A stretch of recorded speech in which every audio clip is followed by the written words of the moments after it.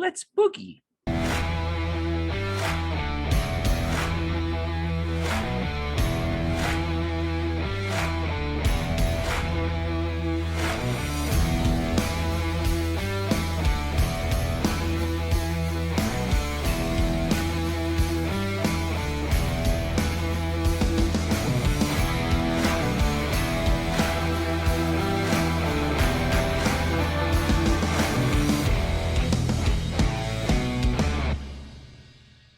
Everyone, and welcome. It's always weird when I start it off, just feels different. Anyway, today I had that figure and I miss it so much. I wish Nice I little Big Daddy. Yeah, I love the way that one looks though. Like it this looks like him, but it's got a slight cartoonish vibe to it.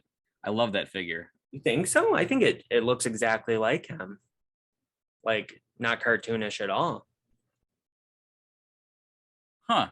That's the one where the fingers all move individually, right? I mean, yeah, the scissors move. Yeah.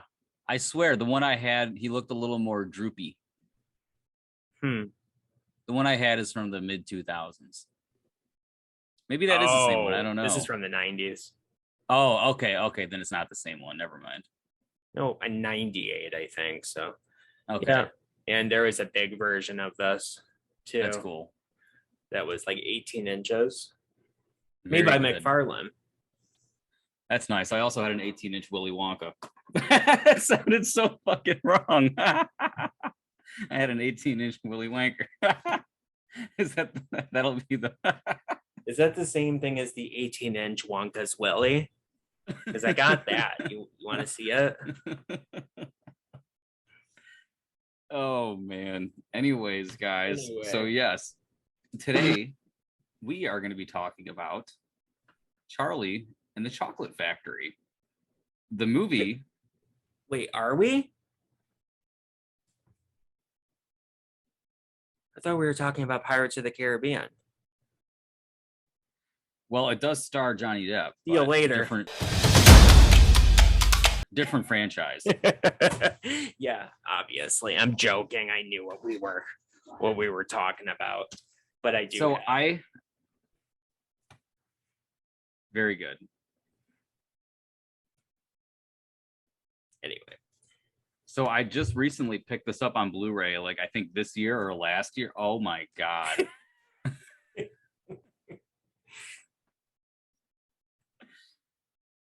All of you are really short. Yeah, we're kids. Well, I was never as short as you. You were once. I was not. I remember you know what? I distinctly remember hat putting a hat on top of my head. on my head. Look at your short little arms. Could never reach. You could never reach. Yes. Indeed. That's actually a pretty close top hat if the band was like that. Yeah, if it had that kind of dealio. Mm-hmm. The one that they sold at Hot Topic was so bad. If you remember what it looked like, it was so cartoon. Oh God, I'll put a picture up of it. I know it exists online. I had it. It was fucking horrible. I ended up using a different hat for the costume that I had, which I don't have any pictures of. But anyway, were you one of those despicable spies who every day tried to steal my life and sell it to those parasitic copycat candy making cats? To those no sir. Parasitic wonderful. Welcome back. Cats. And as if he wouldn't even recognize Grandpa Joe, who looked identical 20 years ago. Yeah. In that whatever. Any flashback, he was like, I was much younger, and he's the same, looks exactly the same. Yeah. Yeah, so anyways, guys, that's what we're talking about. The movie is 17 years old. It came out in 2005, July 15th, so it's been basically 17 years. We missed the cutoff date, which was Friday of last week. If we had filmed it a week prior, it literally would have been the anniversary, which was crazy. It is crazy. I remember being so excited for this movie because, like I always say, 2005 when this came out, that was toward the like the peak of my Tim Burton obsession. Started with Nightmare Before Christmas, and then any movie past that, and then like Pee Wee Herman, Mars Attacks. But that stuff was just phenomenal, right? So when I hear that they're remaking one of my favorite movies, we have right here the 4K edition. Look at that beautiful slipcover. It's all shiny and purple. Very shiny. Willy Wonka and the Chocolate Factory. I was obsessed with this movie. So the trailer drops. Johnny Depp as Willy Wonka. I think it was just this match made in heaven because Tim Burton and Johnny Depp this year specifically did have 2 movies, and they've always been close, but they had two releases this year. I see the trailer. They had the teaser trailer with Wonka's welcome song. It didn't showcase him talking too much, which is what we're going to talk about later. But I never read the book up until that point. In fact, I didn't even know it was based on a book when I was a kid, right? So I get a copy of the book, and this is my childhood copy, and I told you I cannot believe I found this, and unfortunately it is flood damaged slightly, but still usable and readable. Yeah, but this is my Charlie and the Chocolate Factory / Great Glass Elevator double pack. Yeah, so I told you I read both of them. That's how I read it. And even on the back you can see some art for the Great Glass Elevator when they're in space. Yeah, because he does have the little beard. Who wants a beard? Well, beatniks for one. And he does wear and motorbike riders. The bow tie. Jazzy, super cool, neat, and groovy cats. It's in the fridge, Daddy-O. Are you hip to the jive? Can you dig when I'm laying down? And knew that you could. Slide me some skin, soul brother. And then the glove squeak. Anyway, you can see his green. This is dusty. You can see his green pants and the plum colored coat. The only iteration to ever get this right, 2 of them actually, is the cartoon Willy Wonka for the candy, because he was in the cartoons. He was a mix. I remember those commercials. And Gene Wilder, and all the Oompa Loompas had different voices, and they were like character too. Yeah, I love those commercials. I'll put up some of them here. The only one that ever got this right, that one, and then the musical for Charlie and the Chocolate Factory, he dresses like that. So that's cool. Yeah. Whatever. Not too big of a deal. Nobody ever had a beard though. That. He does in the play. There's a couple of actors that have a little beard. Not all of them though. So interesting. I don't like that. I don't care about it anyway. So what I did was I got the book. I read the book, and I knew that the movie was going to be more similar to the book, because judging by the trailer, you see like the squirrel room, for example, and everything was just more accurate to the book. So I was excited. I saw the movie, and it was very similar to the book. There are a few things I had some issues with, but overall I was pretty happy with it, although it wasn't like picture perfect. But I set myself up for disappointment with this one, because it's the exact same situation where I texted you last night when I saw the Lemony Snicket trailer, and then just assumed that it was going to be just like the books, although it was 3 movies in one. I don't know why I assumed that, knowing that this is Johnny Depp and Tim Burton. There's no way it was going to be just like this. Although eccentric book, it is a very wholesome book. It's not as goofy as the movie is in some aspects, but I loved it. I actually, for a while, believe it or not, I resented this version for a few years because I was just so inaccurate. And then I was like, oh, if Roald Dahl hates it and it's not like, then I should hate it too. You know what I mean? There's like I was a kid. I was like 11 years old, I think, during the hype train for this movie. And, that's the in-between phase, right? Where you're not really that young, but you're not older yet. So you still kind of like kiddie things. So I was just fucking obsessed with this. And then over time, I began to not really like this movie. The quirks just kind of came to the forefront a little too much. Basically just Johnny Depp being overly weird. That's no good. Don't do that. And I can totally understand the isolation aspect, but combining that with the weird game show host just didn't work for me in some ways. And like we said before the episode, a lot of it just has to do with the laughing and the side comments that just don't make any sense. But some do. Others, some of them do. I can't let my criticism run rampant totally. And I don't want to sound like I'm shitting on it, because I watched it last night and I still really do enjoy the movie. It is visually beautiful. I love watching it, even though there's a little too much CG here and there. I still like it. I love the chocolate room. I think that was very well done. And I love every part of the TV room. I love that part. So cool. I love how they have 2001 and they interact with the movie and it's a fucking chocolate bar. That's really cool. That. Yeah. I didn't notice it was 2001 A Space Odyssey for the first time until last night, since I hadn't seen the movie in 15 years or so. Oh, you haven't seen? Oh, that's a long time. Mm-hmm. So there's probably a lot of things you didn't remember then. So yes, this is the closest... remembered most of it, but yeah, very good. So this is the closest you're gonna get to the book version. And if you're gonna ask me which version I like better at the moment, who knows what's gonna happen? Well, we have the prequel coming movie. Up, so I don't know what they're gonna end up doing with that, which is interesting. He looks a lot more like Wilder, but you can still see some different hints of it. So it's going to be interesting to see, because there's 2 set photos of him, and then there's that one set footage of him on the back of that truck or whatever, and they're doing the background action, and he sings a little snippet of a song about showing the world his recipe. He has 12 silver sovereigns in his pocket, and he has a hat full of dreams. Those are the lines. I watched it like 5 times. I'm so excited. It's interesting because it is a total musical, like the original is. Mm-hmm. And so we'll see what happens. And it's a prequel, so I don't know, because there's no source material for this, so it's going to be very interesting to see how that's going to turn out. Timothy Chalamet is a decent choice. I don't really have any issues there.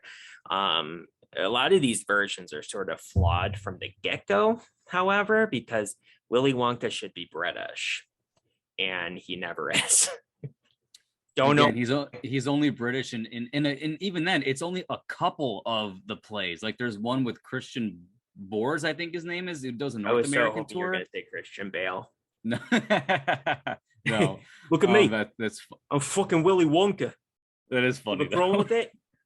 Come in, tell me to my face. So a couple of them are for British, but then some of them are American. It's weird how they change it, but whatever. I'm not going to complain about that. So I get what you're saying. First movie, it's almost like it's in Boston. That's the kind of feeling I get from it. I have no idea where it was actually filmed. It's filmed in Germany. It was filmed in Germany? Yes. The entirety of it. I am 100% sure, because all the Oompa Loompas don't speak English. I don't know if you knew that. So they had to try to direct the English of the songs. Like they would mime it or whatever. Like they knew very little English. Like they're all outsourced little people from Europe. Like there's a whole thing about it. Yeah. There was that one guy that was sort of British that nobody ever goes in and nobody ever comes out. Nobody ever goes in. Nobody ever comes out. School teacher at the beginning, and then the Candyman is British. Yes. And then Charlie should be British as hell. So at least they got that right with Freddie. Oh, you know what? I was gonna say I'm so glad you mentioned it. I adore Freddie Highmore as Charlie in this movie. He's great. You could say he's a little too perfect, but I mean, Charlie was perfect in the book anyway, really.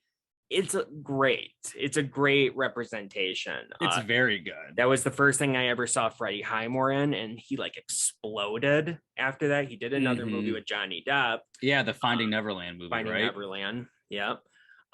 Which is from what I remember, it was a good movie. And yeah, he was in tons of shit. And, he ended up playing Norman Bates in the Psycho Bates Motel TV show.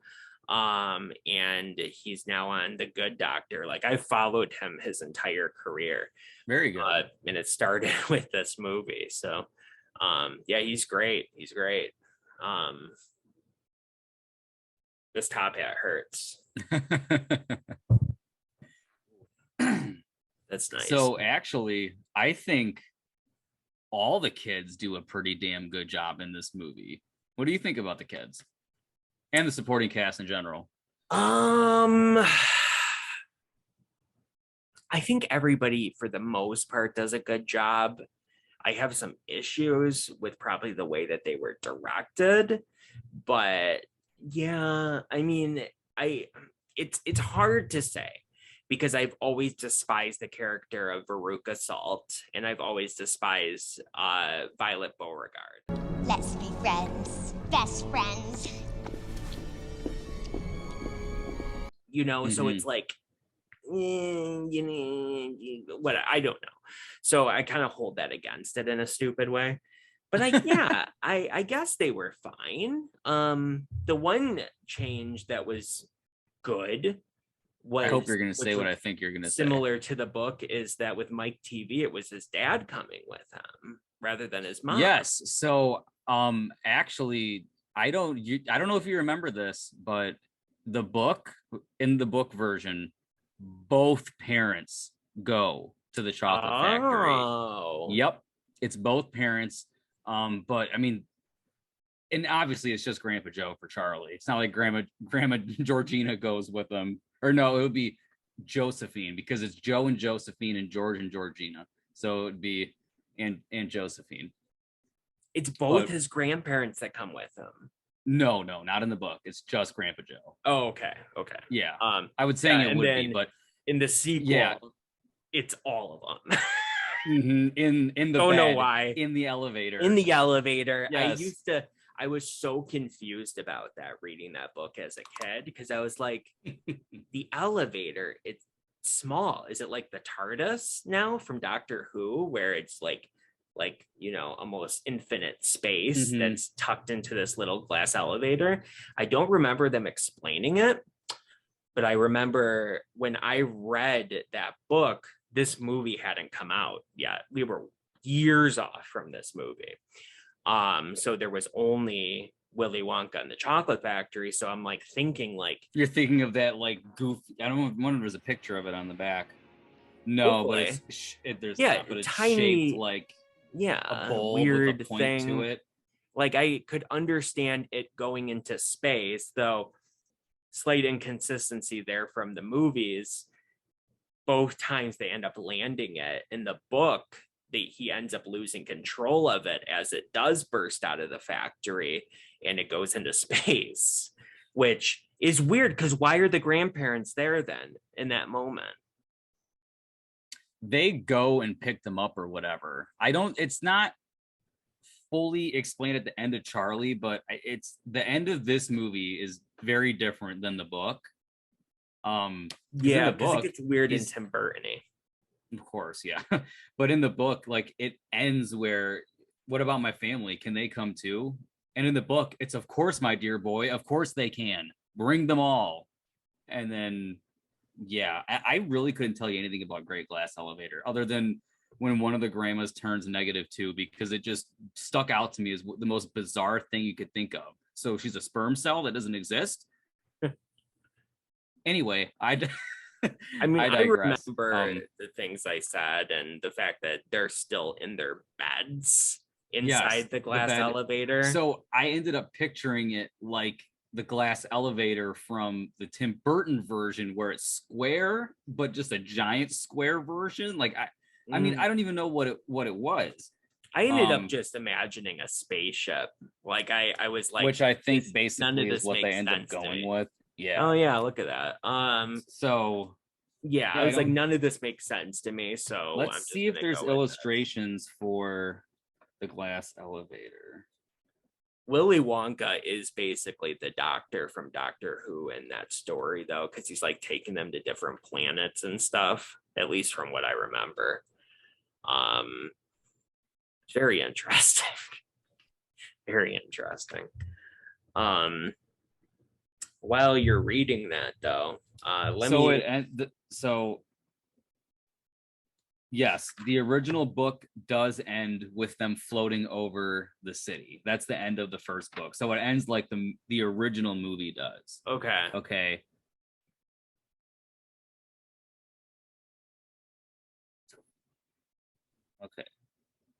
So I'm gonna briefly share my experience with the story.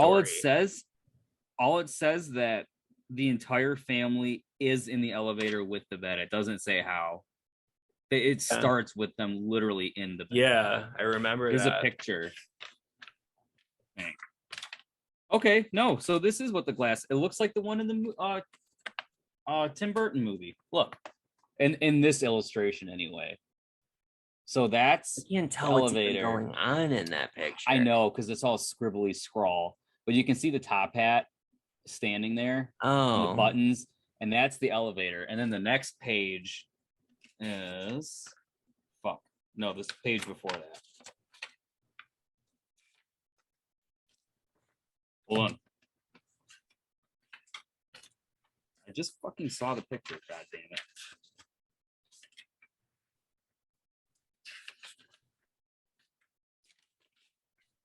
How did I just lose this picture, Brandon?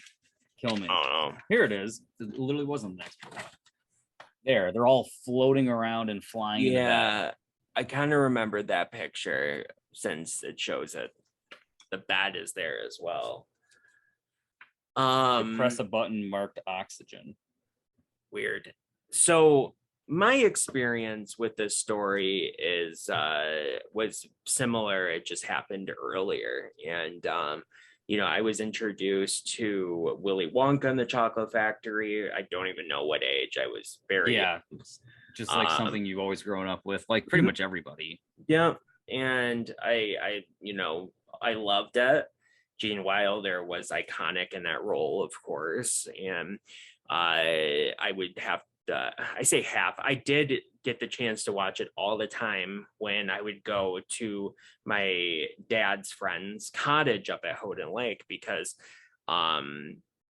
his friend's wife adored this movie. So she would have me and her kids watch it, which her kids were, like I grew up with them. And so we'd watch it all the time, so I would see it all the time. And so it was like, tons of the songs from the movie I remember. They're great. The Oompa Loompas are fantastic. A lot of good stuff about the movie. So I assume that the book was very similar. But it was at this moment that he knew he fucked up. But I was talking to Eileen one day. That's the wife of my dad's friend. And I was like, oh, I've never read the book, but I think that's fine. I'll just go into the sequel. And she's like, no, there's tons of differences. You have to read the book. So I went to the library at my school and I checked it out and I read it. And do you read the pre 1980s revision? I don't think so. Because I actually did have like a first or second printing that I rented from a library. Yeah. That was the version where the Oompa Loompas were like all black, where they mentioned that they're literal black. Yeah. And then in this one, they change it to be pearly white. So they literally just flop the skin color. There's no difference other than that. No. Other than that, the book is the same. I don't know. They were old versions, but I don't think that they were that old. Because I ended up getting the great glass elevator after that. It was like a library binding dealio on it, where it's like a thick, binding that was on it, but whatever. So that was sort of an eye-opening event to me. And I'm like, there's so many differences from this movie. Like they changed so much. Some of it was obviously a limitation of the time, like the swirls, and other things I was just unsure of. But time went on, and the news about a remake of this movie kept on popping up, and it was like 97, 98. Everybody kept talking about the fact that Marilyn Manson was going to be playing Willy Wonka in a sequel. Not a sequel, maybe a sequel, but it was going to be some form of Willy Wonka movie starring Marilyn Manson.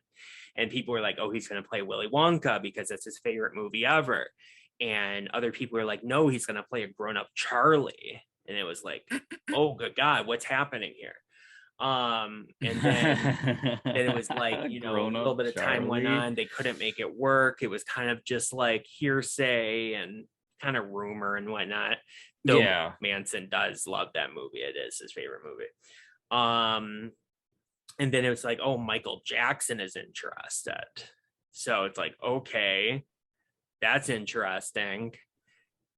Still, as much as I love Michael Jackson, I was hoping he wasn't going to get his hands on this movie, just like I hoped he wasn't going to get his hands on Spider-Man, which he also. Oh, I thought you were about to say The Wizard of Oz, but which he did. Oh, yeah. No, he wanted to play Spider-Man.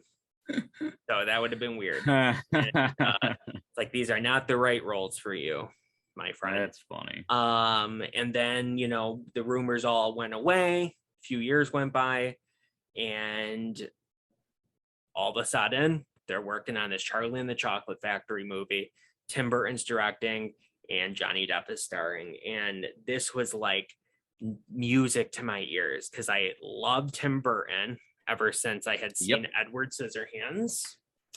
And technically, even prior to that, with A Nightmare Before Christmas, even though he didn't direct it, but it still was his story in general. So it's synonymous really, with it, of course. I've been a fan of Tim Burton since then, but I was a fan of both of them together since Edward Scissorhands. Mm-hmm. And so I'm just like, oh, hot damn, this is going to be great. I remember downloading that teaser trailer on the homepage of Yahoo. I was using Windows Media Player. Finally, it loaded. It was the exact same quality as that YouTube one is for some reason. Yeah, it looks like trash. The quality is so bad on that thing. It's like 240p, if that. And I was like, I like it. And I had a friend that had some criticisms for it at the time. He was like, Willy Wonka seems weird. What's up with that song? The Oompa Loompas look strange, and you know, all this kind of stuff. And I was just like, I don't care. I'm on board. I love this. I loved that Wonka's Welcome song right out of the gate.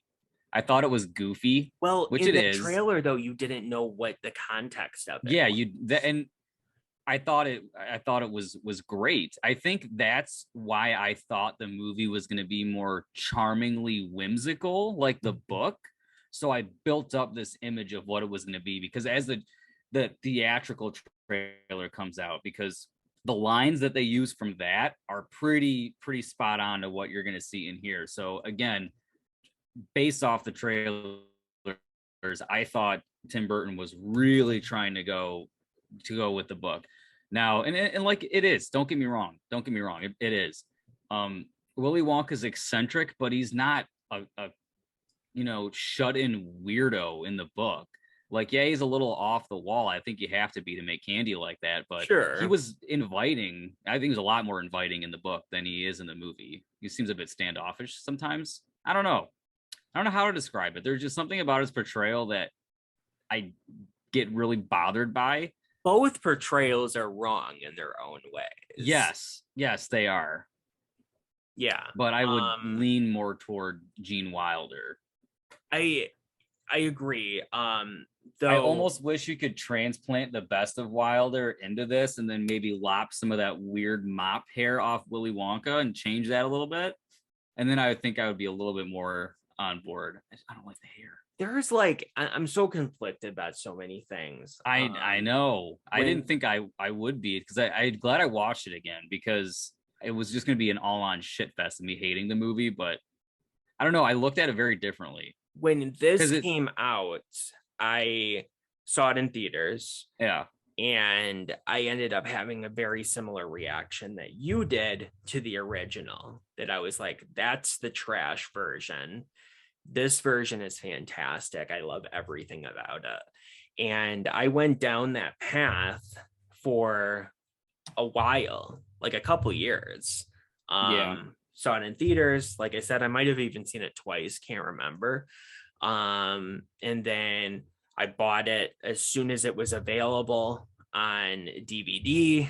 Yeah, they had that awesome double disc version with the red cover, and the special features, they're all on the Blu-ray, but the special features are really, really good. Special features are really good for Charlie and the Chocolate Factory. I mean, they show everything. I remember one of my favorite parts was like the training of the squirrels was always really cool to see. The prop nuts that they would have on the green stick so they could, edit it. It was just so cool. Oh, yeah.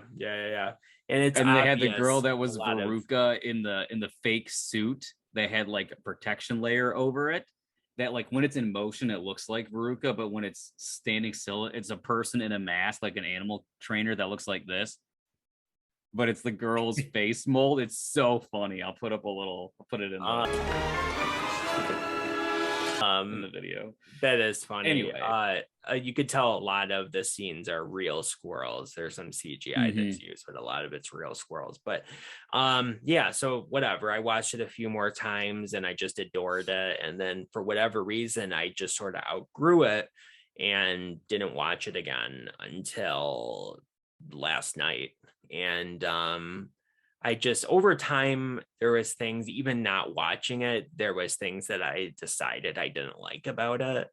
I'm always very defensive of Johnny Depp pretty much in everything, but there's certain things that can't be defended in this. It used to bother me a lot when people would say it's basically Michael Jackson. Yeah, that makes no sense. That always pissed me off. I'm like, it's really not. It's there's a little bit of a similarity, but not really. Like, I get why somebody might think about that initially, but give it up once you see the movie. It's nothing like Michael Jackson. So that is annoying to me as well. So that used to get under my skin.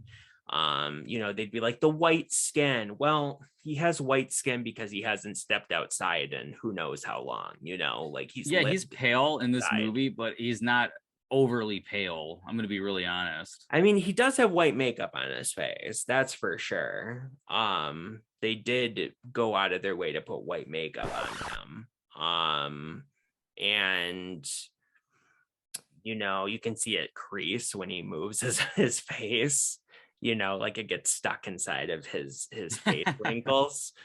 And something else that might have sent the wrong picture out to people is the image they used on HBO Max. He appears to be wearing red lipstick, and it's almost like they did that to make it, pop, like the image pop a little bit.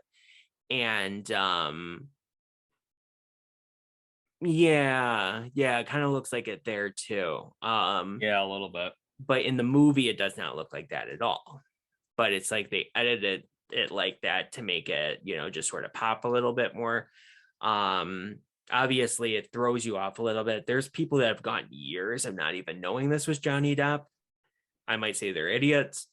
But there is some science behind the fact that he has blue contacts in his eyes. Purple, actually. Oh, are they purple? Yeah. It didn't really work out all that well. His brown eyes kind of overpowered them. Yeah, it's hard to tell. You can see it. I'm not gonna be able to, like, if I lift it to the camera, I don't think there's any way you'll be able to tell. But if you go on your computer and zoom it up, you'll be able to see. I saw it in the movie a few times where they looked blue. Which is weird. And then the fact that he has to wear like fake teeth, which kind of changed the shape of your face a little bit. But other than that, it's obviously Johnny Depp, especially when he's younger. Willy Wonka, he just looks like straight up Johnny Depp at that point, I had a point of where I was going with this. But yeah, so I watched it last night, and I enjoyed some of it. Well, it's a good thing you're going to a chocolate factory, you ungrateful little Obviously, Freddie Highmore is great. The family is fine. Some of what Johnny Depp's doing is okay. It's none of his fault. And the movie is still oversaturated with CGI. I had a better time watching it than I thought I was going to have. That's good. But I didn't love it. I wish I did. But I mean, I wrote down some notes. I have 13 things that I wrote down. How many of them did we cover already? Nothing. Well, we prior to recording, we talked about the egg part because I wrote down I like the part with the bird egg. That was one of my notes. I made a little note at the beginning of the movie I thought was funny. I'm like, I know that the movie's supposed to be fantastical, but this is the most impractical way to make chocolate I've ever seen in my entire life. Oh, yeah, totally. Like it's being transported around on like parachutes and shit. I like their explanation. This is a lot of stuff I didn't notice when I was a kid. I like their explanation of why Willy Wonka uses Oompa Loompas because he can't trust anybody, right? Yeah. Everybody was, not everybody, but everybody could have been a spy of the people that he brought into the factory. I do have a question to ask you though. So the people that drive the trucks, I assume they were Oompa Loompas because you don't see them. The trucks that drop off the chocolate. Yeah, in the beginning of the movie when they have that, although it's edited to shit because it's all CG, I still love the way that intro looks. Yeah, the little parachutes and shit. I always wanted to eat those Wonka bars. I liked one part of the opening, and that was when all the trucks drove out of the factory in the snow. It looked like an octopus in the snow. Oh, okay. Because they all like drove out in a perfect pattern, missing each other, so it literally looked like an octopus. I'll say my favorite part of that scene was when Willy Wonka is putting the golden tickets on the Wonka bars and he puts it on the wrong side. It's on the back of the chocolate bar, but in the movie when you open it, it's in the front. So sorry, Tim Burton, continuity problem. It varied a little bit, I think, because they showed them opening it and then flipping it over to check if there was a golden ticket.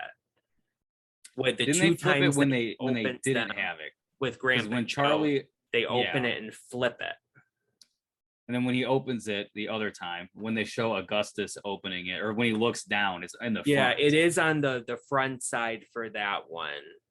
It's in the front for Charlie when he opens it in the shop. I can't remember if the woman that's stealing the ticket from the salt factory, salt's peanut shelling factory. Yeah, it's the back.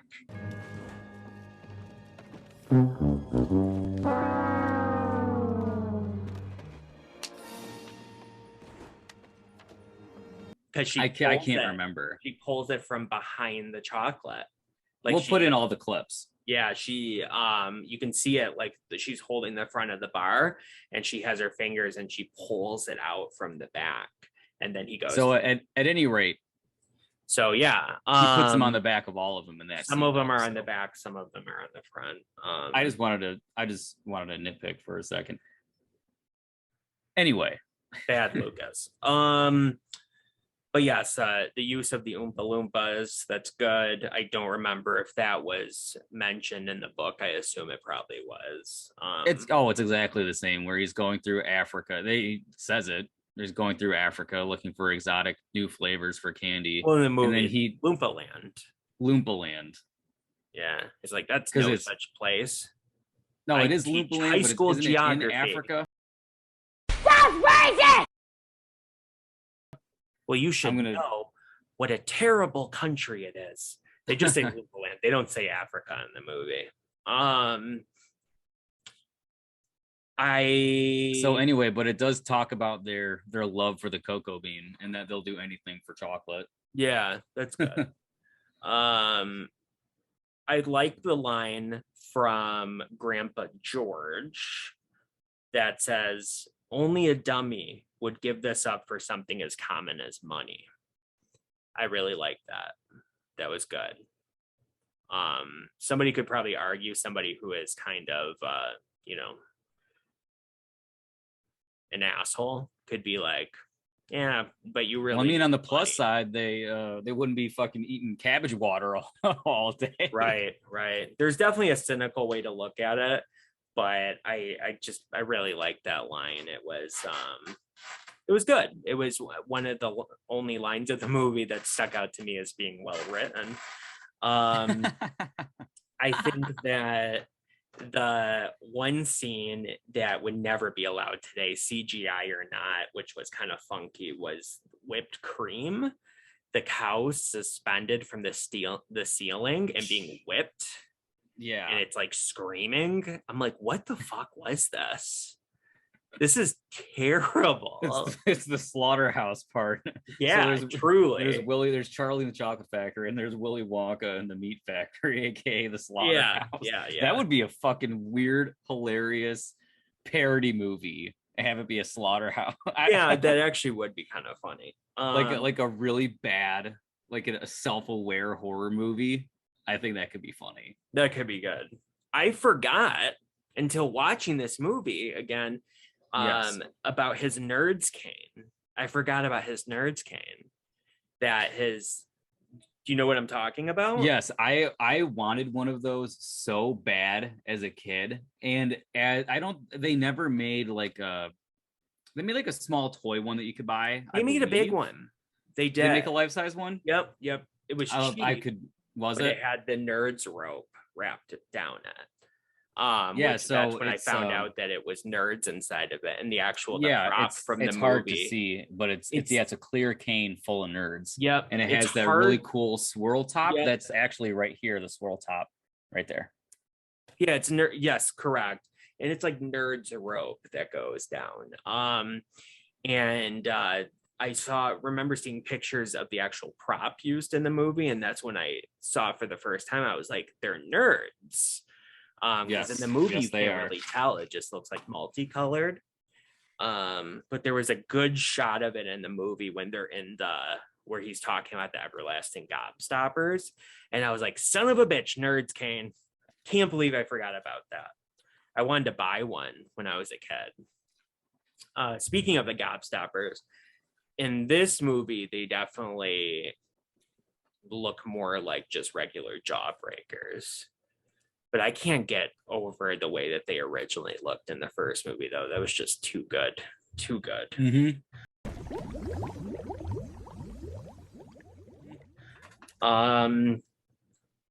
I thought it was funny that there's a hospital wing specifically for burned animatronics.